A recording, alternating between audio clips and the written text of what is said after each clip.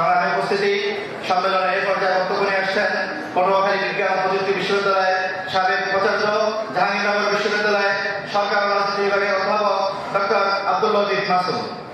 ইন্না সালাতি ওয়া নুসুকি ওয়া মাহইয়ায়া ওয়া মামাতি লিল্লাহি রাব্বিল আলামিন। সভাপতি এই মহতী আয়োজনের মধ্যমণি, বাংলাদেশের কোটি কোটি তৌহিদি জনতার নয়নমণি মুফতি সৈয়দ রেজাউল করিম,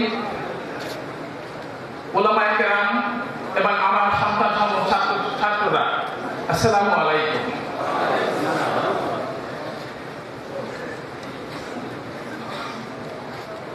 ইসলামের মূল যে আহ্বান বা আবেদন, রাসূল করিম সাল্লাল্লাহু আলাইহি ওয়াসাল্লাম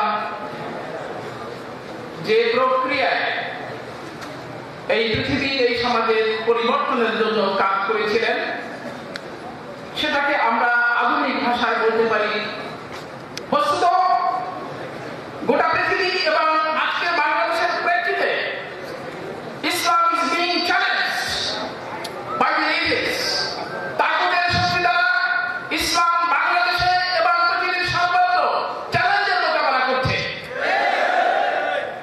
এই চ্যালেঞ্জের মোকাবেলায় আজকের ছাত্র আন্দোলন আমাদের সকলের কাছে একটি আশা ভরসার স্থল। আমরা মনে করি যে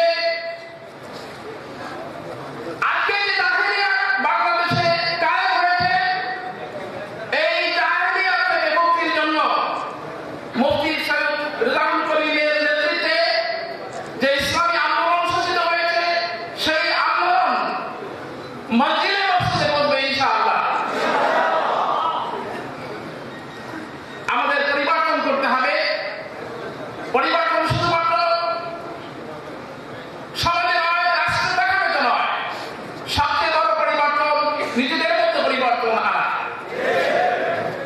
আমরা বলি, রাষ্ট্রবিজ্ঞানে বলি individual change trans into collective change, ব্যক্তি ব্যক্তি করেই সমষ্টি। সুতরাং ছাত্ররা প্রথম থেকে, জীবনের শুরু থেকে,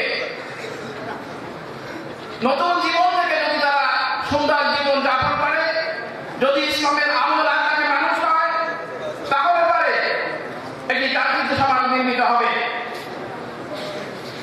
মনোবেশাদ বলতেন, নেতার পরিবর্তন নয়, নিজের পরিবর্তন